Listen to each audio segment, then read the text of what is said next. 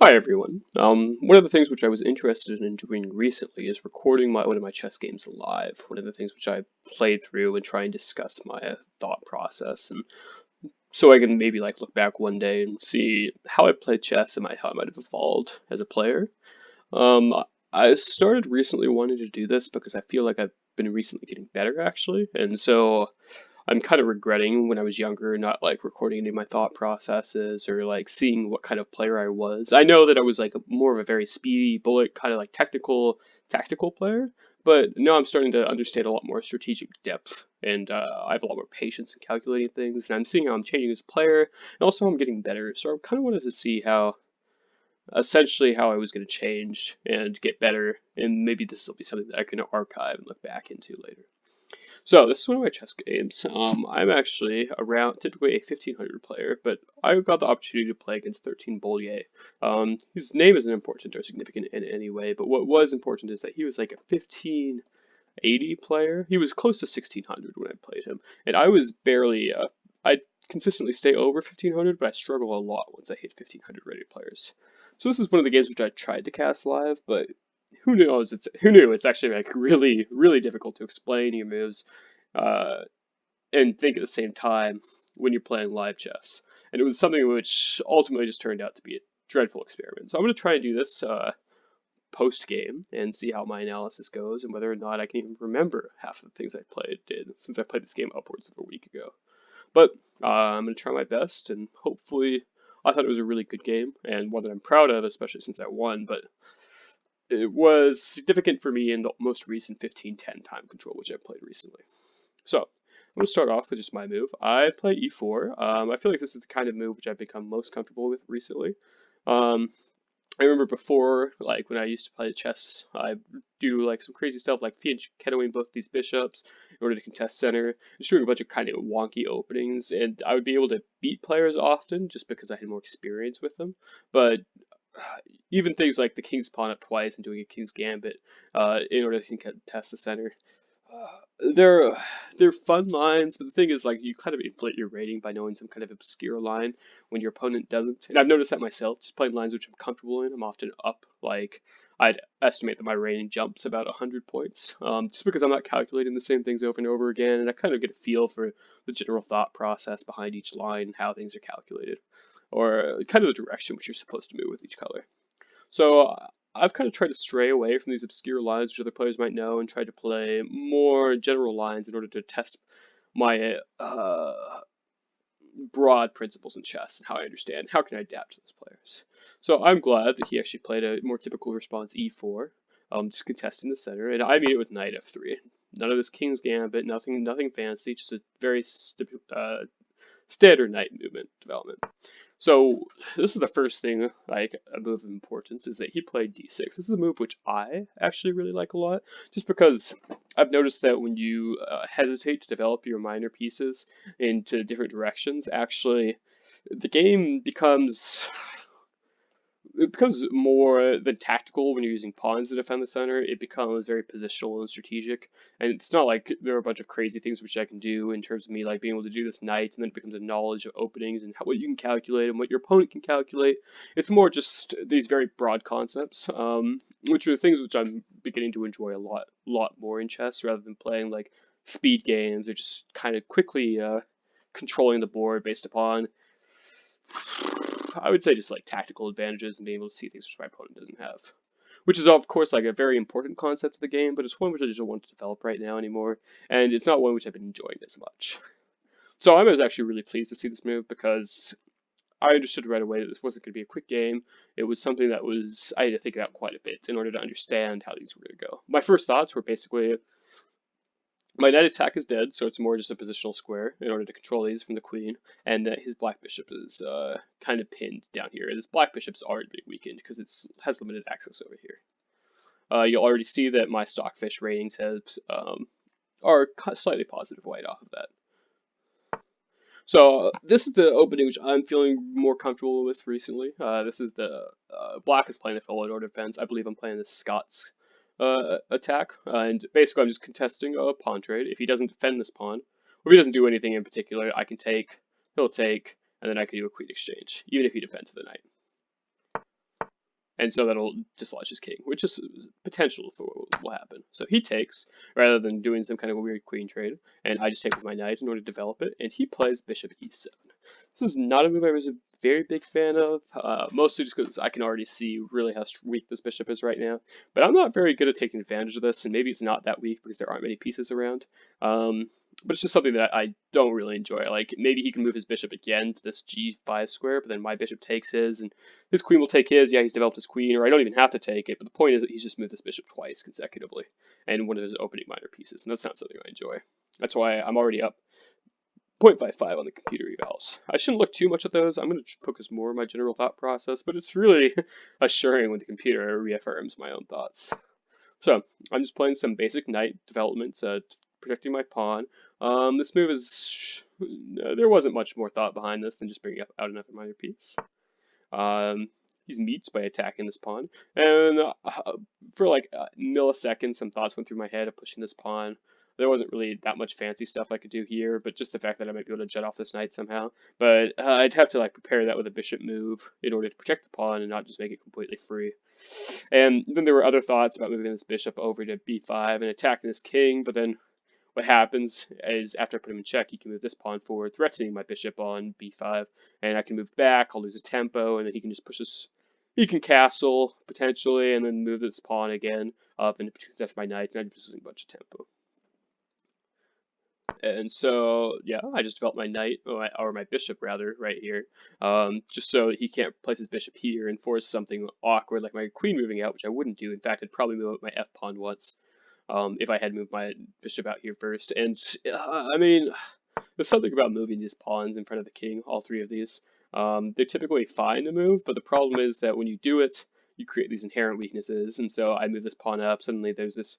So I move this pawn up once, and there's this diagonal to get to my king with both his black bishop and the queen here. And if he brings his bishop here, maybe I'm forced to move this pawn up, and then maybe he just sacks the bishop on it and lets his queen come over here if I take it, and keeps his tension here, and his queen will come here and put me in check, and I'm forced to dislodge myself even further.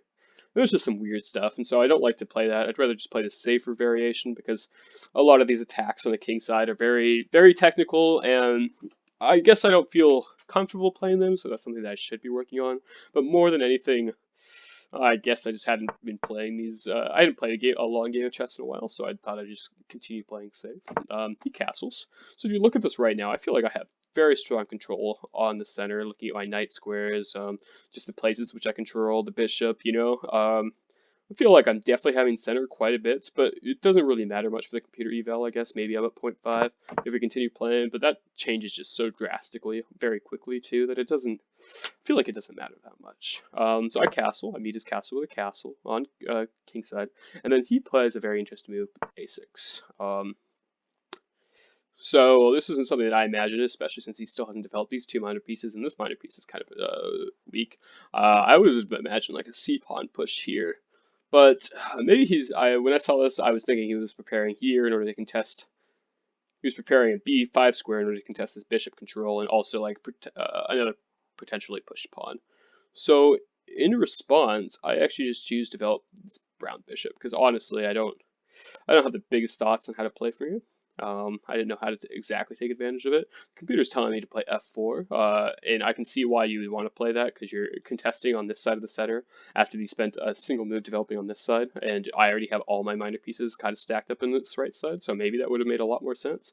But I guess I don't understand those principles about pushing this up, and it's not something I've calculated at all. So in response to here, I just play a nice bishop e3, and it looks like my response went down just a little bit, but that's fine. So I met with this b5 square, and I can see that he's capable of pushing this up and jutting my knight off. I might be forced into a weird position here or here, and it's just not something I entirely liked. In response to this, I guess honestly I should have had a more open mind doing this. It's just that this would have left this pawn hanging. So the d5, I wanted to keep this knight here in order to protect that pawn rather than move my white bishop again in order to protect it. So I met it with a b4 square. The b4 was it was okay. The other potential thought was a3 first, but I kind of liked b4 because it kind of met this move on a little bit right here. And I really like this knight square. I don't want him playing c5 in order to jump me off because it's controlling this c6 square, which his knight is going to be coming out to, and I'll just get it for free. So actually, I'm hindering his development quite a bit. I'm surprised he doesn't end up playing this because I think he could have played it anyways and just taken it back. But then suddenly we have an open file right here, which my queen is on, and my rooks are both unhindered by minor pieces, while his rook is still completely trapped here. So given a series of trades, maybe I'll be able to end up having a rook right here on this column, which would make me essentially strong. But that's not how the game ended up going, so he doesn't end up playing c5. Instead, yes, he develops his white bishop in order to take control of this long diagonal. It gives it a lot of power, but the thing is, this is already kind of blockaded, and you know what? He has two attackers on here, and it's kind of a blockade, but the thing is that by me going towards and committing towards this blockade, I've kind of stopped my attack on this king side, which I'm kind of understanding this f4 move by the computer that the computer was suggesting earlier. But I decided to meet it head on. I decided there's going to be a lot of tension here, and now suddenly I might have some discoveries by pushing this pawn forward against this bishop. My other option was actually to move my bishop to d3 and keep this diagonal against the king, but it's actually surprisingly well defended, especially since I don't have a strong pawn up in order to hit this knight off, and my queen is all the way back here. So I didn't see any lines directly like that. So I go ahead and meet him head for head, and now we have this kind of cramped move right here. I really like my b5 move here now because it's controlling the square from the horse. And so there's this e5 square, which is really strong for the horse, but that's the one strong square, and I do like how I'm limiting his movement towards the center, so I know where I can address. So we're going to hit meet. I decide to jump the gun before his knight is able to, and I decide to push it with a knight d5. This is kind of a questionable move. I'm looking at the computer rating, it dropped me down a little bit.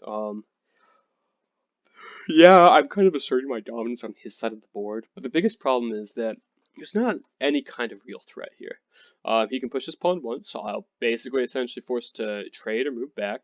If he pushes the pawn, this square is defended by this knight. If I take the bishop, his bishop is already kind of cramped and in a very bad position. He can't do very much. If I just take this knight, the f5 knight, this knight is just going to swing over and take it, or he'll just free up this bishop if he really decides that this e5 square is strong for the knight. So, yeah, this is kind of where one of my weaknesses is. I can definitely see it right now. I was trying to exert my presence on the board, but when I look at these moves, like, they aren't accomplishing anything. And that is a very big problem. I'm just choosing to make moves because I feel like they're making progress, but there isn't any progress. I feel like it's a right move, and I don't understand why it isn't. And so, I guess one of the things which I want to work on in my future games is just being very, very deliberate with each of my moves and having a very careful battle plan. Here, from this position, I wonder what the computer suggested move was. It was knight f5. Right here. And I'm actually not sure why that is the suggested move. I can understand a4 because pushing this up will allow the rook out. I can take this, and then I have a double attack on this pawn. I actually really like that move, and it forces this up here in order to defend the b5 pawn, and that's cutting off this bishop. Yeah, I think a4 is really strong, actually, the more I look at it. However, knight f5, maybe I'm just putting a little bit more pressure here. I'm keeping some tension on this bishop. Maybe when I do this move next, I have two attackers on this bishop, so he's forced to take me. Or maybe he's defending it with a rook, and there's just some... It looks like I'm forcing some exchanges with this knight f5 move, and so that might have been a lot stronger. At least there's an idea, like a coherent idea behind it. Instead, here I am, I'm just like, oh, I'm on your side of the board, I'm going to do something, but I'm really not. So we're moving on to the end of move 11 here, and he finds this knight e5 square, which is quite strong. The only thing that this allows me to do is potentially just take this knight and force his bishop onto the square kind of awkwardly. I don't end up doing that, actually. I am able to force this knight f5 here. I'm kind of hoping that he takes my white bishop. I know that some people really prefer their bishops over the knights, but I really didn't like the c4 square for this knight, and also I'd be able to activate my queen a little bit more. I mean, it's finally activated here, but there might be like some more pressure on the king side if I'm here instead. And so that's forces a take in order to prevent me from taking this bishop. And I guess I'm forced to take the pawn. Yes. And we're going to quick flurry of exchanges here. So I'm still defending this pawn. which is nice. And here we go. So here's the first big move. This is the big mistake I feel from my opponent. I actually have no idea why he made this move, especially at the 1600 level. In fact, this is like a very unintuitive move, which makes me wonder how far ahead he is looking. Because eventually we'll see that he ends up pushing this G pawn and he tries to position his knight onto G7, which is actually really weak for him. I just feel like knight T7 is a lot more intuitive a move, but you must have been seeing this move over here onto G7 later and pushing this pawn in order to kick my knight off. But basically, by doing this, he traps his rook. I don't like the position here at all for him. His knight can't go here or here. It can essentially only go back to the starting square. So either there's going to be a push on this pawn, which is going to be a free pawn actually, with my queen still defending it. Maybe he'll be able to recover it with a rook pressure, but it seems like a high commit, and not something that I essentially want to do, especially if I can play like this pawn up and threaten this with my rook taking it and winning one of these pawns, and I'm marching this pawn, my b pawn forward. While he's taking all of his moves in order to recapture this, his c pawn, which I traded for a center pawn. Also, it just weakens this pawn when he pushes that. There's just a bunch of weird, bizarre business happening, which I am not a big fan of. And so, I end up playing. I'm a little confused by this move, and actually, another problem is I don't see the biggest progress here. It's telling me knight d4 is strong because this is actually a really strong square for my knight, which I do see later. Maybe a rook a to e1. I don't know why a to e1. I would have definitely preferred this rook rather than that rook, but oh well. So I know I ended up blowing this advantage, I guess, a little bit by like a third of a point, and I ended up playing queen g4. I thought there were some fun tactics right here where I was going to be forcing this. Maybe I'd have a knight check here in order to force his king out. Just put it one more square away from the center, just as a really small advantage, and then eventually be threatening some kind of fork right here on this pawn with my knight on the h6 square. So it might be a cool tactic where if he moves his rook, I can do 2 consecutive moves in order to fork the queen. But that's super unlikely, and it's another one of those moves that I ultimately regretted playing because I felt like I lost a lot of tempo, and it had a coherent plan behind it, but the plan was just so far-fetched that it wasn't something that had any fruits behind it. So this is just an obvious move by him. Bishop f6, attacking my rook, defending against the checkmate, which is perfectly fine. I kind of wanted to do this, but then it ends up leaving my knight hanging after he moves his king over to the side to a pawn capture, and I'm forced to move this rook, otherwise it's a rook for a bishop, and that's not something I want. Or I don't think I want it. I'm starting to understand where minor pieces outrank rooks and when they can have that strong central square backed up by a pawn, but then there's always the question of putting your king in a position where you can just trade the rook for the minor piece and a pawn, and it gets kind of iffy. So I play bishop d7. This is where I'm starting to locate this c6 square for my knight. So if it's a potential take, and then I'm going to be able to jump right on over here. Also, there's still this potential where I can take it with my queen. I feel like there's a lot of options for me behind that exchange, and not many for him. So here's a taking. I take 2. If I did take with the queen, the reason I didn't is because he has this queen move here, and he's threatening a queen exchange, and he's also attacking my knight. If I take him, he just redevelops his knight, and he's in a really cramped position right now, and that's where I want to keep him. I don't want to give him the chance to exchange queens too easily, because right now he can't move here.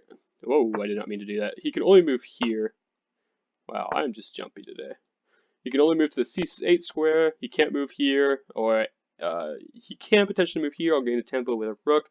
Can't move here or here, and if he does move here, like, yeah, he's attacking a knight, but then I just end up moving the knight out, and it doesn't accomplish anything. So, instead, he does end up playing queen f6, and I'm just meeting it with this knight c6. So this is the really big part where I started to question whether how far into the future he was able to see this knight g7 move, because when you look at his position right now, he's actually in the most dreadful position I've seen somebody that's not in a material deficit in a long time. Like, it's only giving me a 0.11 eval, but when I look at his potential moves, like, he can't move here or here with his rooks. Where can his knight actually go? It can't go here or here. His queen is blocking it off. His rook can't even move. So really, he has a pawn move. He has one rook move right here. He has no knight moves, no rook move here, and so he can either he can't push this pawn, he can't push this pawn, or this pawn. So if you, it's weird to get in these positions where like the number of moves on chess, there's always a statistic, so it's like, oh, there are more chess moves than stars in the universe or something. But in this position, like he's just so constrained. Like he has a queen, oh, a single rook move, four total pawn moves, and then then the queen that can move kind of freely. And when you're looking to make developments like, oh, I'm going to use this term horribly wrong because I don't understand it, but you want to have like such high degrees of freedom for your pieces. And when you're looking at this, like he's super restrained, and he's kind of in the Zugzwang position, which is why I'm really glad for this knight move and having this space available. But it's awkward how it took me like, well, the computer was already seeing this position on move 11, while it's already move 18, and that's I maybe saw it around 16. So, anyways, my opponent ends up pushing this G6 move, which I was thinking about earlier. Might have been able to knock off my knight if he was looking that far, and kind of position his knight here, maybe do a couple consecutive moves, bring him to this weird position, maybe eventually ask for a trade on my knight. It's kind of difficult to tell what was going through. I decide, might as well just take control of a column. And see, this is another puzzling thing. Like, I see this queen c3 move. I guess queen c3 might win this pawn, which is worrisome that I didn't see it right away. But when you look at it, like I just keep thinking white is in such a better position. Like this pawn is protected by this knight. I am a little bit worried about this pawn. Maybe I should have done something more proactive with it later. Like if he did move this queen c3 there, I would have met it with this rook here and gotten a doubled up rooks on this file, which would have been nice. And then with doing this, he leaves this square undefended, so my knight can jump on in. Although I guess that leaves that piece undefended and pushes the king over to one side. But yeah, okay. I guess that was a move which I missed, and it would have made this a lot more difficult and perhaps not as straightforward. But I'm not going to say it's straightforward at all at this point, anyways. As you can see, like I feel like I'm in an advantageous position. However, computer evals, I'm losing. So we have this knight move out. I was supposed to be playing queen d7, which I actually think I do. Oh, that's fantastic. With this knight move out, basically he leaves his pawn undefended. By leaving this pawn undefended, I can jump in here with my queen. If he goes back to defend, I'm able to.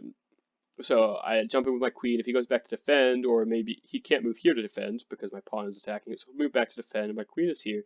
I can go for a check, push him off under one of the sides. Maybe I can do some kind of rook movement in order to win this pawn. There's just so much potential for what I can do. And so this is just the strongest move which I can imagine. And here we go. This actually becomes an exceedingly tricky position for me.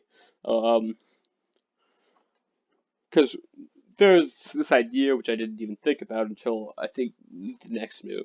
But the idea is where I take this rook. In fact, maybe I saw this move, but I didn't realize how important it was. But I take this rook, and then he immediately ends up taking my a rook and putting me in checkmate. Once I bring my rook back, he just takes me on e1 with his queen. So that was quite startling that it was so slow for me to dawn on this, but instead I just go pawn picking. It looks like the computer kind of wanted me to put him in check, put this little stalemate here where we have two defenders and attackers on this piece, and then he's forced over, and then I take the pawn. That actually looks a lot stronger because it forces his king over one square away from the center, maybe he creates a vulnerability on this f7 pawn, and it might force this exchange where his knight is able to move out, and I'll trade knights, but I'm already up a pawn, and his king's in a bad spot, so I'm in a winning position. I don't end up doing that. I just do that. This is very straightforward, just an exchange of rooks. And here's where I thought this was just a purely genius move. It blew my mind. He plays rook e8. And so when you look at this, it's like, wow, I'm up a pawn. I'm going to be exchanging rooks, so I can take his rook. And then I'm up a pawn, and I'm in a winning position. But the problem is, I take his rook, he's in check. He takes back with his knight onto this e8 square. So rook takes, and then knight takes. I guess I can't do a forward top arrow. That's a shame. And then he has this tempo on my queen, and so I'm forced to move my queen into some kind of spot. Maybe like right here, threatening the knight onto this e7 square. But here we go again, straight onto that a1 checkmate. And oh god, that was just brilliant because It's really weird how you end up seeing this. You're thinking, I'm up material, I'm going to be exchanging, I'll get it. But my queen is in the zero position where I can't relocate her. Once these pieces have been exchanged, and this knight is sitting on a8, he's threatening a checkmate on a1, and I cannot force my queen into a position where I can defend that without being mated. And so, this is actually a weird move and probably a mistake. Oh wow, this is actually what the computers recommended. Rook f1. Yes. I just had no idea what to do with my pieces. He could. I started seeing this vulnerability here, which I had the discovery check, which I was thankful for. But he could also go into this b2 square and be attacking both of these pawns, and things actually really started to be looking collapsing in this position. And it's weird that the computer eval is giving me a 0, 0, 0. At this point, I was starting to panic a little bit, because if I end up blocking with his knight, ultimately, he can go up here and create another attacker on this knight. And if I end up taking it, he just ends up taking this rook with his rook and puts me in checkmate. So I just play the nice safe rook f1, and I'm met with, suddenly, I'm up a pawn, it's true, but,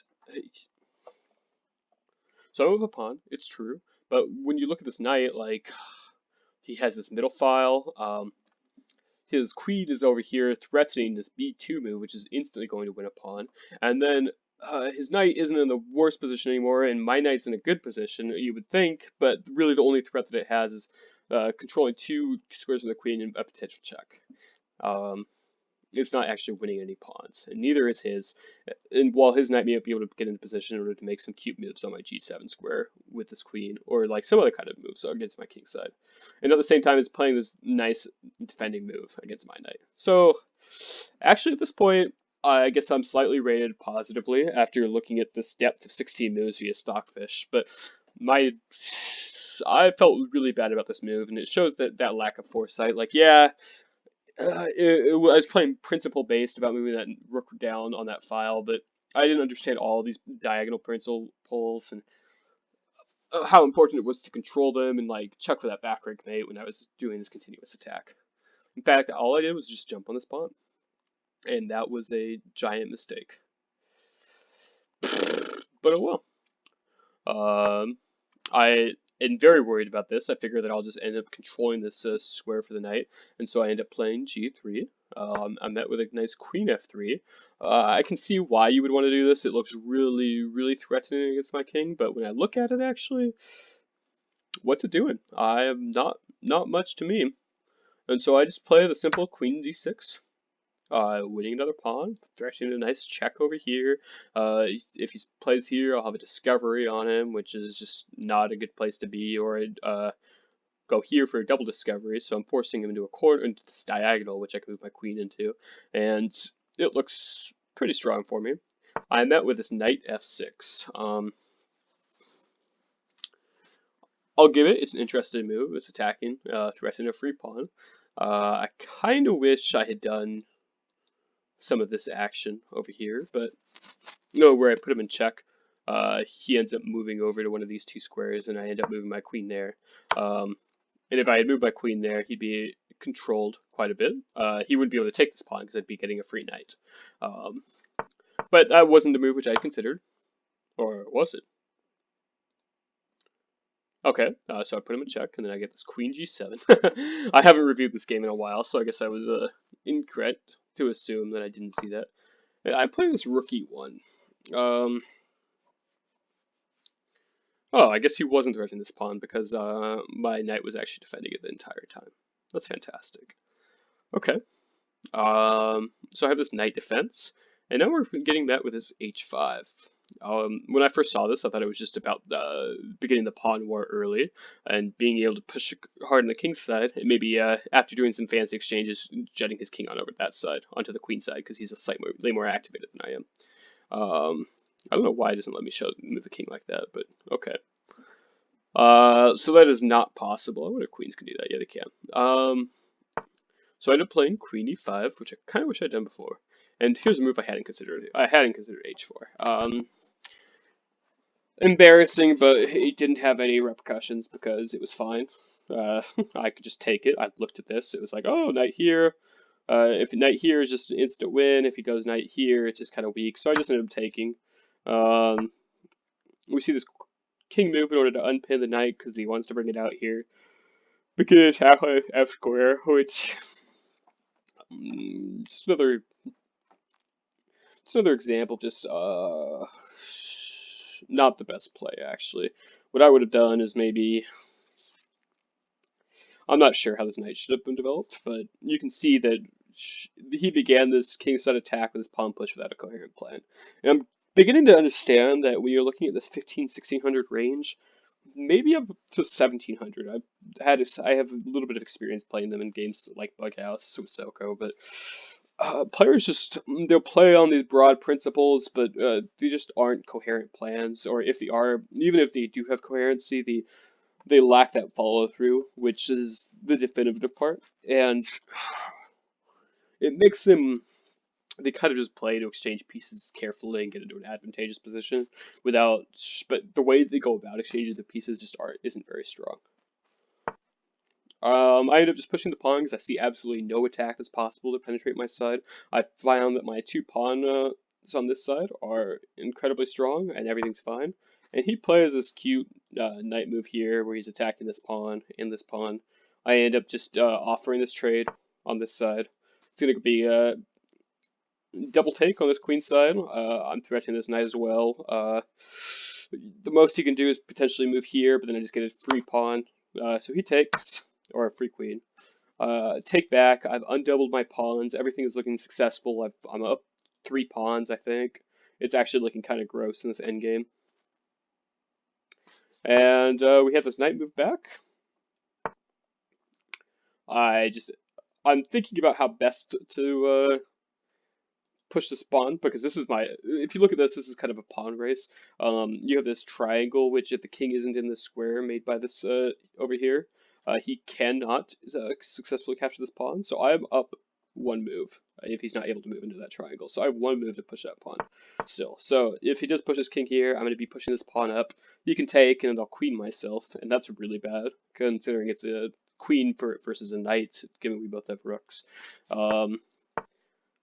And if he ends up blocking this, I guess we'll see what happens, because, oh, that's not the move that's made. I guess he makes that move because if I push this pawn, he has 2 attackers on it. I was thinking if he did end up blocking it with his knight right here, I would ultimately end up playing some kind of knight move in order to start winning pawns on this side. And so we have a rook d8.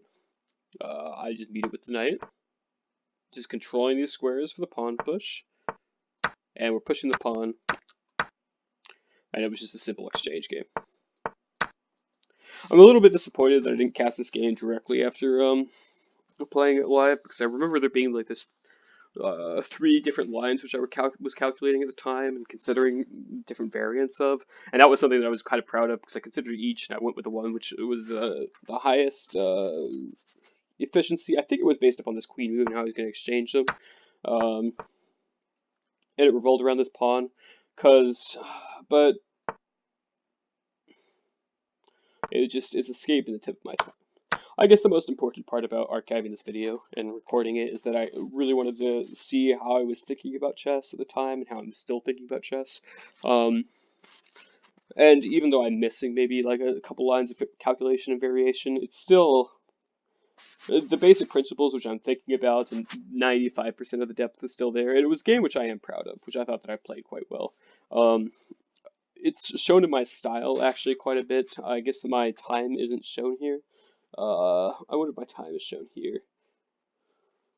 No, it's not showing me the time of each player from where I can see, but I was actually continuously. I think I ended the game with 6 minutes in a 40-minute game, 40-move game. So it's an additional 400 seconds plus the 9 minutes which I spent. So I spent about 15 minutes on this game already, and my opponent was at 9 minutes down on the clock. So 40 moves, 400 seconds, plus 6, and maybe he'd spent 10. But I was spending quite a bit more time than my opponent, and it's really reflective of how I'm changing as a player. I remember playing OTB chess a long time ago, back when I was maybe in high school, or even going back as early as middle school, and I'd just be sitting there twaddling my thumbs over the chessboard and not using my time, instantly making moves, even moves that I would sometimes regret, and I'd kind of try and time pressure my opponent. That was my style. But players which knew how to keep their cool, they were better than me. I remember girls like Hillary Sitz, like I would lose to her, I'd lose to her in a news, even though I would absolutely destroy them in a timed match. When it was untimed, they would be able to just have control over me because they knew more principles than me, and I was playing these tactical weird games, and I wasn't playing what a lot of players would consider classical chess. And while my style was a lot more like adhering to how I imagine modern gen players playing, like for enjoyment, just this fast-paced environment, pressuring your opponents in different ways.